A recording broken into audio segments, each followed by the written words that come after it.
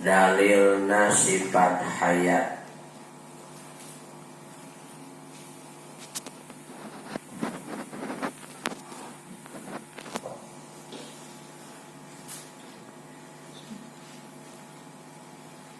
Tina pembagian dalil aya ijmali, aya tafsiri, aya akli, aya nakli.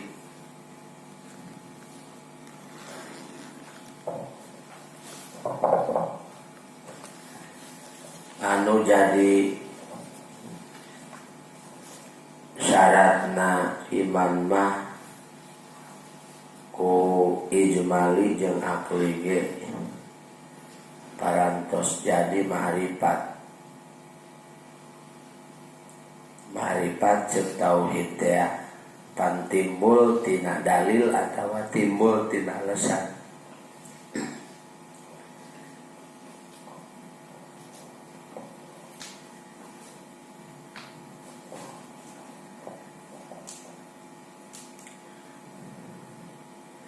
Jalan dalil anu ngangge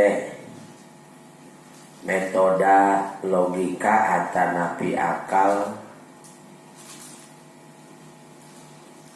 anu ngangge kiasna kias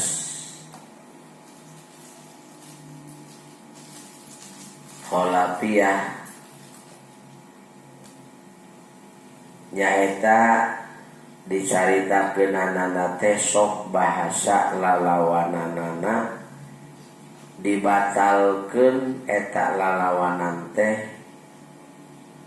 supaya tumetep nu didalilanana, seperti ngadalilan sifat kidam pan bahasana teh kholafiyah mah lamun Allah anyar, jadi henteu lamun Allah teu kidam.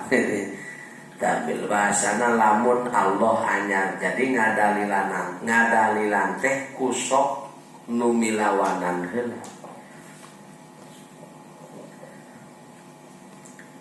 Susunan dalil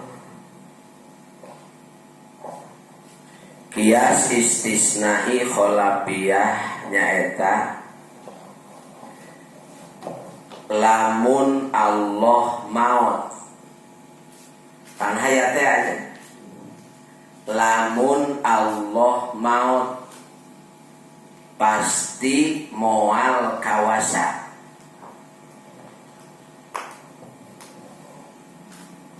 Moal ngersakeun jeung moal uninga.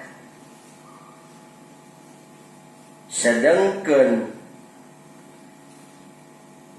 Allah teu kersa, Allah henteu kawasa, henteu ngersakeun jeung teu uninga teh eta mustahil. Naon sababna? Sabab bukti tapaka kawasaanana nyatana ieu alam. Atuh mustahil Allah maut. Kulantaran mustahil Allah maut berarti wajib Allah kasifatan ku sifat hayat tegasna hirup. Taya anu dipimaksad ku dalil, dalil akli atanapi dalil menggunakan logika.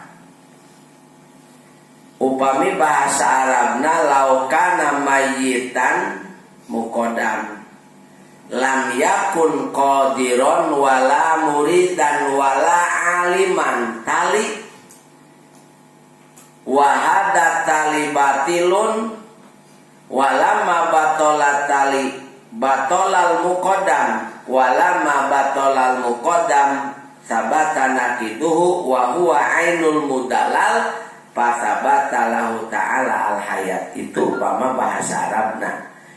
Jadi bahasa Sundana kitu, lamun Allah maut, lamun Allah maut berarti Allah teh pasti gitu. Lamun Allah maut pasti Allah teh moal kawasa, moal ngersakeun jeung moal uninga. sedangkan ari Allah teu kawasa teu ngersakeun teu uninga teh eta mustahil. Naon sababna disebutkeun mustahil? Sabab bukti tapak damel Allah. Tapak kakawasaanana mana? Tapak kakawasaanana teh ayana alam semesta. Ku ayana alam semesta teh berarti ngajelaskeun kana yen Allah teh henteu maot. Kulantaran ayana alam semesta ngajelaskeun kana yen Allah teh teu maot, atuh wajib Allah Subhanahu wa taala kasifatan ku sifat hayat kakitu. Ieu dalil akli. Ari dalil naon nama? Dalil nakli nama Allahu la ilaha illa huwal hayyul qayyum. Ya. Allahu la ilaha illa huwal hayyul qayyum. Eta hayyu berarti ngajelaskeun kana yen Allah teh hayyu hirup.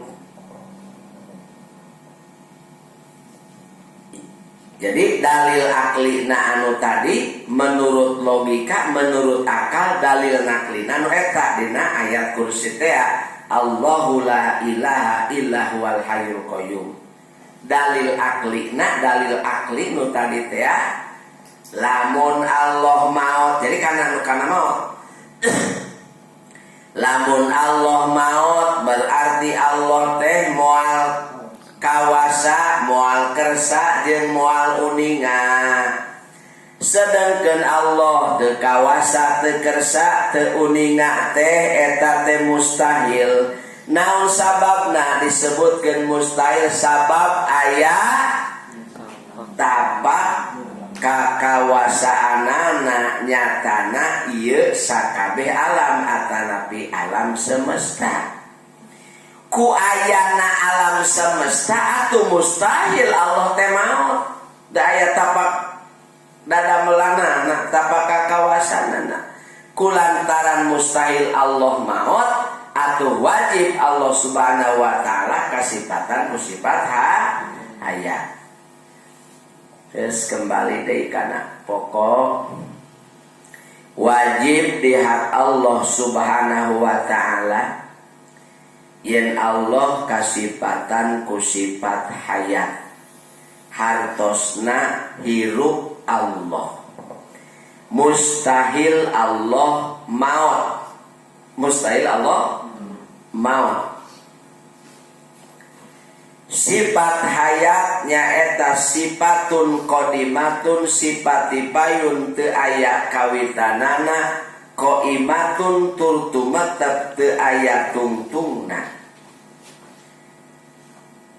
Jang naon atuh gunana sifat hayat tu sahihu bihal mungkin pikeun ngesahkeun eta sifat hayat. Tusahihu biha naon?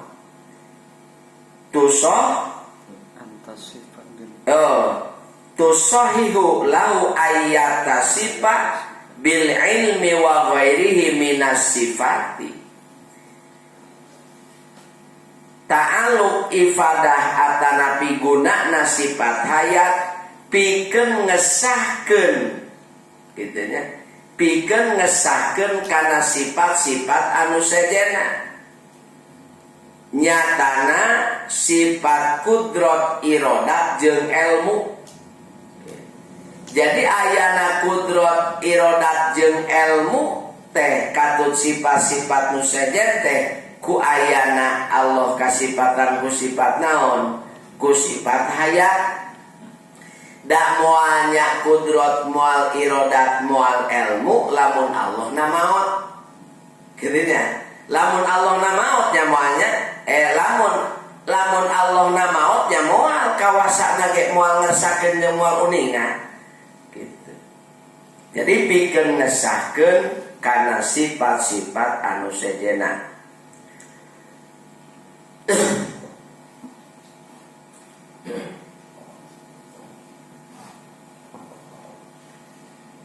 dalilna lamun Allah maut lam yakun qadiron wala muridan wala aliman teunya. Lamun Allah maut maka moal bukti Allah eta anu kawasa, anu moal bukti Allah anu kawasa, anu kersa jeung anu uninga. Wa huwa jeung ari Allah teu kawasa, teu kersa jeung teu uninga teh eta mustahil. Pangna disebutkeun mustahil kulantaran aya tapak dadamelanana nyatana ieu alam semesta. Ku ayana alam semesta berarti ngajelaskeun kana yen Allah teh kasifatan ku sifat hayat da moal aya alam semesta lamun Allah nak maut. Dalil Al-Qur'ana Allahu la ilaha illa huwal hayyul qayyum. Matak dina sifat hayat teh kadituna aya asma Allah hayyu jeung qayyum. Sakumaha anu kamari kacidasaena hayyu jeung qayyum diangge wiridan sok sanajan mah sanajan dina wiridanana masih keneh malaweung. Tiasa ya hayyu ya qayyum ya dal jalali wal ikram atawa ya hayyu ya qayyum bi rahmatika astagis. Tanggeun termasuk kana asmaul husna geuning bet ayeuna urang ngadua nganggena seueur nu ngangge asmaul husna pan dina Qur'anna ge walillahil asmaul husna pan'uhu biha. Pikeun Allah kagungan pirang-pirang nami nu sae.